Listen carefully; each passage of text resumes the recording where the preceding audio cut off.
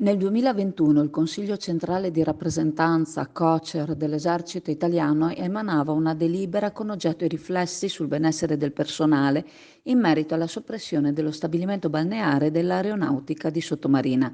La chiusura aveva generato malanimo tra il personale e le relative famiglie dei militari in servizio in congedo, residenti nel Padovano, nel Veneziano, nel Trevigiano, a cui veniva a mancare questo punto di ritrovo, svago e benessere per il periodo estivo.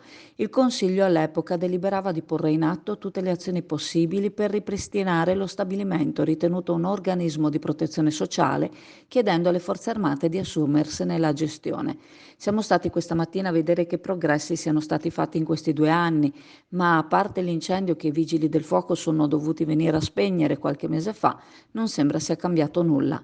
A quanto leggiamo sulla stampa online, a firma di Diego De Ganna, su un articolo pubblicato lo scorso luglio da Il Gazzettino, la Capitaneria di Porto aveva affermato che la spiaggia non era assegnata né data in concessione, una spiaggia libera come tante altre, ma meta di gruppetti di persone che la utilizzano come location per far baldoria, rompendo il possibile e lasciandola nell'incuria e nel degrado. Alla sua pulizia saltuariamente hanno provveduto nel passato gli stabilimenti adiacenti.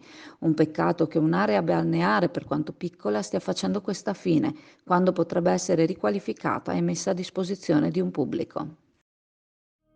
SD Auto informa della novità per il 2023, la revisione dei carrelli in sede. Si effettuano revisioni in sede dei rimorchi di massa complessiva non superiore ai 3.500 kg, 01 e 02, di carrelli per imbarcazioni, per moto, per auto, roulotte, trailer per il trasporto cavalli, carrelli tenda, carrelli trasporto animali e tutti i carrelli di massa complessiva non superiore ai 3.500 kg. Potete contattare SD Auto per qualsiasi informazione o chiarimento.